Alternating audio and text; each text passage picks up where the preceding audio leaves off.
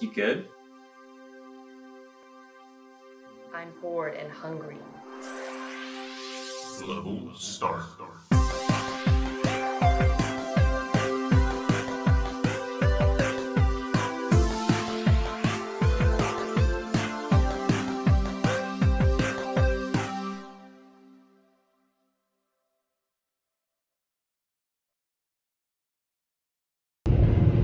Hello, travelers. We are back and we're on the road, and I am bored. Well, if you watched our last video, we went over the top 3 scariest places in Alabama. So, we recently moved to Florida from Alabama, and it's spooky season, so now we need to know, what can we do to scare ourselves in our new home? Because I will say with Alabama, I think Sloss, it was a pretty tough pick. I think it's got a lot of good qualities to be like a scary story that you could like tell your friends. I agree. I will say, pretty much everything else that's like haunted or scary in Alabama, though, they're like all the same thing. They're Yes. either hotels or they're old abandoned buildings, like old house or something. Yeah. And I don't even. My assumption is that most of them are not actually like. Well, I guess to be very clear, I don't believe that anything is really haunted. But my assumption is that there isn't even a real story behind a lot of those places, and it's just a building that was never bought, and people make up stories about it. Yeah, I mean, and also like southern aesthetic. Once it gets old, it starts to just Looks really creepy. Yeah. Old southern plantation houses are just not something that you're like, home. Yeah. Let me live here alone for the rest of my days. Now we're in Florida, so It's palm trees and sun. Yeah, instead of old plantation houses, now it's going to be haunted beach houses.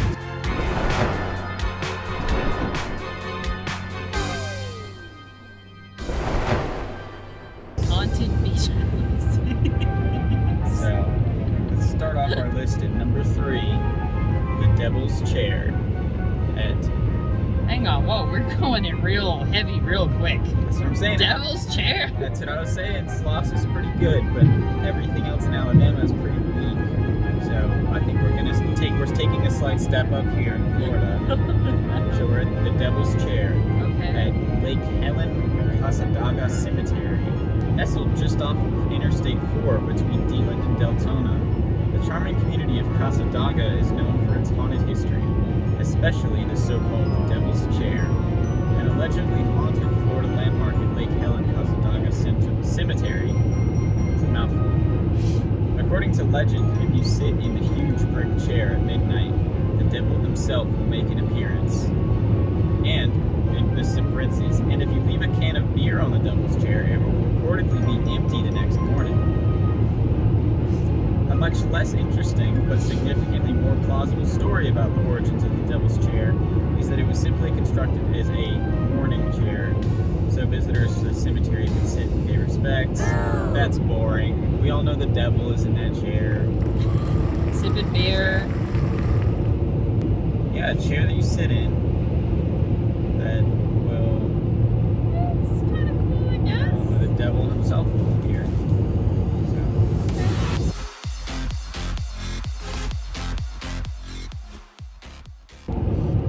I will say the picture of it, slightly underwhelming. Is it just like a bench? I'll put it up here. It's just a little brick seat. Cool name, cool concept, maybe not the best execution. I'm gonna make a comment about the chair that I can so clearly see. It's so small. It's smaller than you'd think, yeah. Because I know. Alright, well the next one, so our number 2, is the Biltmore Hotel in Coral Gables. I've heard of this one, although I don't know. Is the Biltmore... I feel like it's a chain. Yeah, are there multiple Biltmores, or are there just like different places that have different families named the Biltmores or something? Research that and put it for wrong or right in there. Sure, I'll insert it here. But the Biltmore Hotel is a massive luxury hotel. It first opened its doors in 1926. Ooh, I bet it's stylish.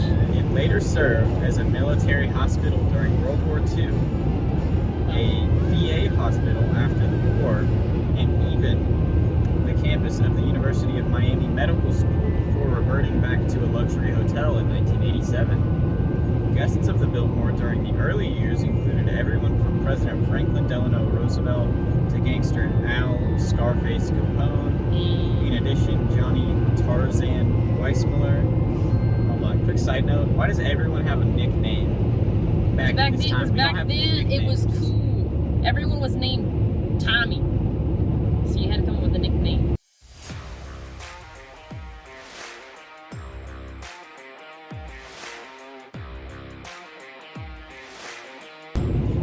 It's the era of nicknames. Yeah, sorry. In addition, Johnny Tarzan Weissmuller served as a swim instructor here before achieving fame. So, the Biltmore was also a favorite among Jazz Age revelers.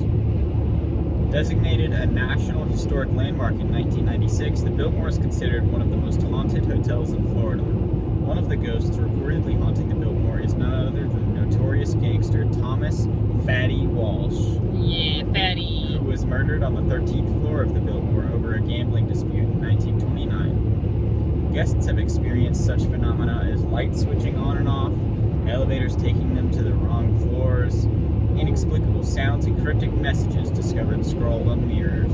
Classic. Other alleged haunted sites in the Miami area include the Deering Estate, Coral Castle, Miami. You got a long list. You know, we're not going to pay attention to those.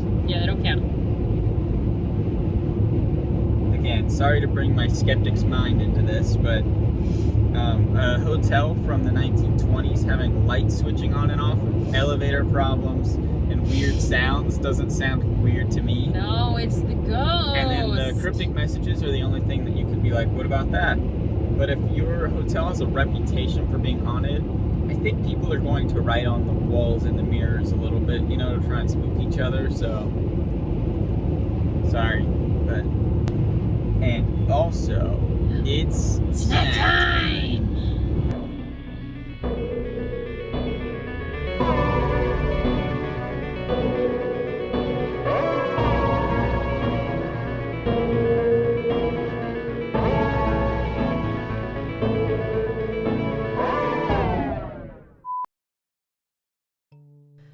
Popular road trip snack is typically going to be centered around getting a soda at a gas station or maybe a coffee if you're leaving early in the morning, but a more unique option could easily be grabbing your favorite boba. I got my classic boba, cookies and cream. This was one of my less favorite options out of all of the boba places that I've been because it was more tea-centric, and I don't like tea. I, on the other hand, really enjoy tea. So I got a jasmine matcha boba, which is very strong on the boba and the tea. And yeah, we have this place and we really like it.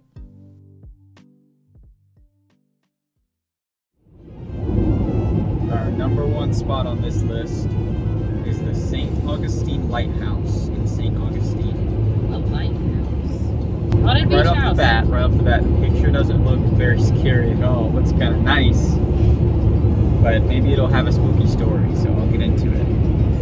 Founded in 1565 and considered the oldest city in the United States, St. Augustine has also earned a reputation as the most haunted city in Florida. One of the most legendary haunted sites in St. Augustine happens to be the 165-foot tall St. Augustine Lighthouse, which was constructed in 1874 and features 219 spiral steps to the top. Some visitors to the haunted lighthouse have reported hearing children's laughter and footsteps. In parentheses, 2 teenage children of a lighthouse worker reportedly drowned in the adjacent bay in the late 1800s. Both of them? Yeah, I guess so.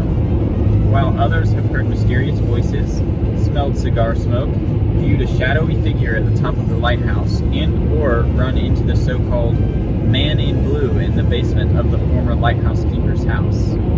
The St. Augustine Lighthouse even made several appearances on the now defunct paranormal reality TV series Ghost Hunters. In addition, Country Living magazine listed the St. Augustine Lighthouse among 25 of the most haunted places in America that horror fans need to visit. And then they list some other places in St. Augustine that are haunted sites. That one's kind of cool. I like that it's like, it does kind of fit, you know? But like the number one in Florida is like this beachy haunted place. Yeah. The haunted lighthouse. No, I The man in blue and like the people that drowned and like it's got this very kind of aquatic like Florida thing going on. So I kind of respect that. Once again, my skeptic's mind tells me that children laughing in a lighthouse is probably not too uncommon. You know, there might be some kids here at the top and there's some kids at the bottom and it echoes up to the top. Well, I'd be curious, like, is it a functioning lighthouse? Like, do lighthouse workers still work there? Or is it like just a museum tourist attraction now? It says some visitors to the haunted lighthouse have reported hearing children's laughter and footsteps. So I'm going to assume it's just a site you can go to tour. You can go up to the top and look out, you know. Anyway, cool aesthetic on that one, and it fits Florida pretty well. So I agree. I think the tops in both were really good. I would like to add that I'm scrolling down more places, and there are at least 3 or 4 that are the devil's something. So I guess the devil is really in Florida. Really in Florida. So yeah. I would say that I think they are dead even. If we were comparing Alabama to Florida, I don't think we've moved into a spookier or less spooky of a state. I think they are I feel like the same. I feel like the stories for Florida were a little bit better. Just a little bit, barely. But maybe not the Sloth. Sloth was probably like the best of them so far to me. Yeah. But I think that they averaged out better on all 3. I think if you were a Florida native, you probably have heard the stories of the lighthouse more, so it will seem cooler, whereas we've heard the stories of sloths more, so we have like more cohesive story in our mind.